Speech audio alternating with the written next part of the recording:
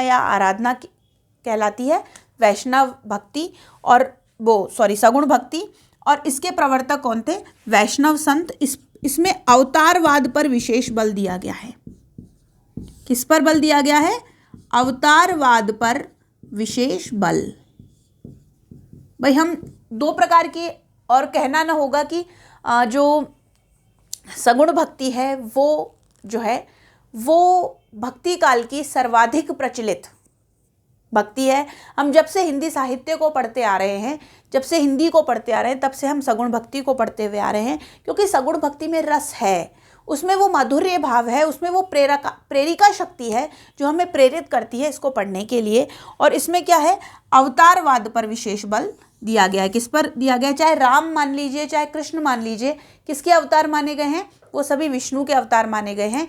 और विष्णु के अवतार माने जाने के कारण, है ना, विष्णु के अवतार माने जाने के कारण अवतारवाद पर इस पे विशेष बल दिया गया है। इसके प्रवर्तक वैष्णव संत थे और ईश्वर के साकार रूप की उपासना इसमें की जाती है। ये सगुण भक्ति है।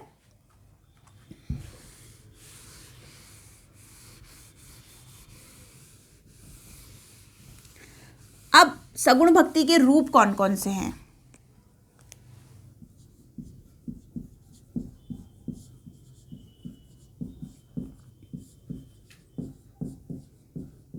सगुण भक्ति के रूप कौन कौन से हैं? सबसे पहली जो सबसे प्रचलित कृष्ण भक्ति, और दूसरी क्या है? राम भक्ति। दोनों इसके प्रचलित रूप हैं। दरअसल हमारा हृदय जो है ना, वो उस छाया की तरफ, उस काव्य की तरफ, हर उस चीज़ की तरफ आकर्षित होता है जिसमें मधुरता होती है, जिसमें सरसता होती है ना, जो हमारे लिए मनोहारी होती है, उसकी तरफ, उस वस्तु, उस भक्ति, उस तथ्य की तरफ हमारा हृदय विशेष रूप से आकर्षित होता है। ये मानवीय स्वभाव है।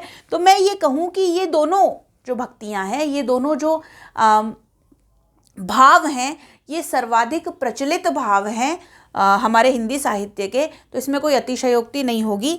अब हम चर्चा करते हैं हिंदी साहित्य की सबसे प्रमुख भक्ति धारा, कृष्ण भक्ति काव्य धारा, है ना। कौन सी धारा? कृष्ण भक्ति काव्य धारा। देखिए मित्रों, जब हम कृष्ण की बात करते हैं, जब हम हमारे आराध्य की बात करते हैं, तो हम कहीं ना कहीं विष्णु के अवतारों का ध्यान हमारे उस मनोमस्तिष्क में आता है। और विष्णु के सबसे प्रमुख जो लीला पुरुषोत्तम के रूप में हमारे सामने आते हैं, वो कौन है? कृष्ण। कृष्ण जो है वो भारतीय साहित्य का सबसे बड़ा नायक है। राम और कृष्ण, या मैं ये कह दूं कि राम और कृष्ण भारतीय साहित्य के ही नहीं, विश्व साहित्य के सबसे बड़े नायक हैं। ऐसे चिरंजीवी नायक विश्व साहित्य में दोबारा नहीं होंगे। सूरदास या वल्लभ या तुलसी या और कोई जो कवि हैं, वो हमें इन रूपों की स्थापना करके हमारे लिए वो थाती छोड़ गए हैं जो विश्व साहित्य में अन्यत्र नहीं मिलती।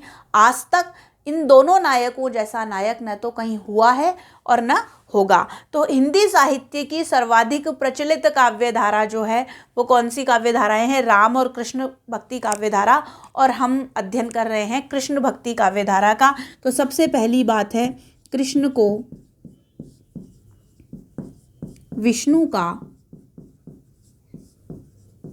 अवतार, मैंने बताया था ना, अवतारवाद पर विशेष बल दिया जाता है। तो कृष्ण को विष्णु का अवतार मानकर आराधना की जाती है। जी हाँ, कृष्ण को विष्णु का अवतार, है ना। हमारे दशावतारों की कथा हमारे यहाँ आती है और हम ये दशावतारों की द्वैतवाद, अद्वैतवाद, विशिष्टाद्वैतवाद की चर्चा किसी अन्य वीडियो में बाद में करेंगे। लेकिन सबसे पहली बात जो है, कृष्ण को किसका अवतार माना जाता है? विष्णु का अवतार मान करके आराधना की जाती है। और इसके प्रवर्तक कौन थे?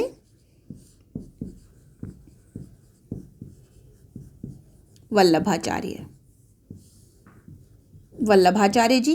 कई बार आचार्य वल्लभाचार्य लिखा होता है, वो गलत होता है, वल्लभाचार्य, क्योंकि वल्लभ धन आचार्य की संधि है, इसलिए वल्लभाचार्य जी जो थे वो इस काव्य धारा के प्रवर्तक थे। अगला देखिए। अच्छा, सबसे पहली बात, ये कृष्ण कौन है? अब हमने ये तो कह दिया कि विष्णु के अवतार हैं, ठीक है, लेकिन कृष्ण शब्द का सर्वाधिक सबसे पहला प्रयोग हमें कहाँ मिलता है? जैसे मैंने आपको भक्ति काल पढ़ाते समय बताया था कि भक्ति काल की उत्पत्ति कहाँ से हुई, तो भज धातु से हुई थी। इसके लिए आपको हमारे पुराने वीडियोस पे जाना पड़ेगा जिसमें मैंने भक्ति की भूमिका बताई है। लेकिन कृष्ण जो शब्द है वो कहाँ से आया? तो कृष्ण शब्द आया ऋग्वेद से, है ना। कृष्ण शब्द कहाँ मिलता है? सबसे पहले ऋग्वेद में। लेकिन कृष्ण शब्द, इसमें कृष्ण कौन है? इसमें कृष्ण एक ऋषि का नाम है। इसमें कृष्ण क्या है? एक ऋषि का नाम है। और इसमें कृष्ण जो हैं वो भागवत स्वरूप वाले कृष्ण नहीं हैं।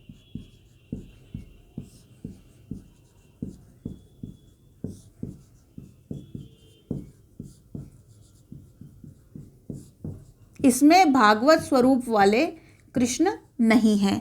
तो भागवत स्वरूप वाले कृष्ण कौन से कृष्ण हैं? जो हम जिसका हम अध्ययन कर रहे हैं वो कृष्ण कौन से हैं? भागवत स्वरूप वाले कृष्ण। भागवत स्वरूप मतलब श्रीमद् भागवत में जिसके स्वरूप का वर्णन है। तो वो कहाँ हमें मिलते हैं? सर्वप्रथम भागवत स्वरूप वाले वो मिलते हैं हमें छांदोग्य उपनिषद में।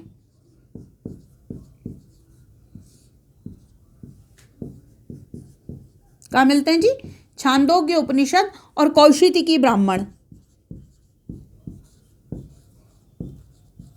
छांदोग्य उपनिषद और कौशितिकी ब्राह्मण में कौन से स्वरूप वाले कृष्ण? भागवत स्वरूप वाले कृष्ण। छांदोग्य उपनिषद और कौशितिकी ब्राह्मण में भागवत स्वरूप वाले कृष्ण का वर्णन है। और छांदोग्य उपनिषद में क्या कहा गया है कि